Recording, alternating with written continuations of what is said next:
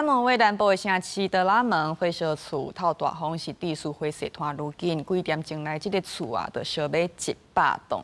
警消人員是趕緊來疏開數百居民。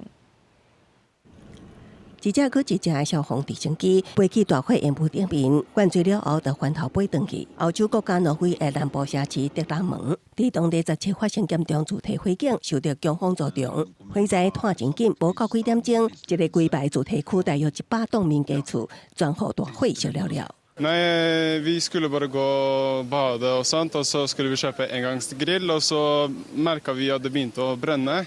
Så vi hvordan flammene tok det ene rekke etter den andre, og nå så jeg huset til dattera da han ble brent ned nå, og det fyrer fortsatt da. 當地出動超過60名消防員趕去現場搶救，也派遣消防直升機為空中灌水救火。因為火勢繼續拖燒，已經影響到附近森林，警方也緊急撤離數百名居民。那導火原因也要進一步調查。鏡頭專家加拿大因為燒影引起各地數百件野火，在連續上濟安大略省都有191個野火，為了救火，安大略省就宣布會開大錢，增加直升機和水上無人機來應對野火。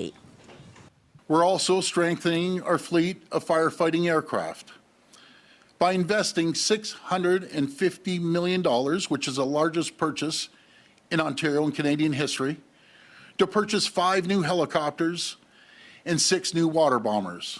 野火產生的烏煙，大地美國中西部和東北部的大片地區和美國各地方政府，呼籲民眾避免外出。美國總統川普也在社群媒體發文批評加拿大造成美國的空污成本，需要加入對加拿大扣的關稅中。另外，西班牙也同款發生幾個所在野火，火勢已經燒2日。根據所在的地方政府統計，目前累計已經燒掉12000公頃的林地，火勢也有繼續拖燒的情況，消防人員會盡全力防止拖燒。公視新聞台是董朋友。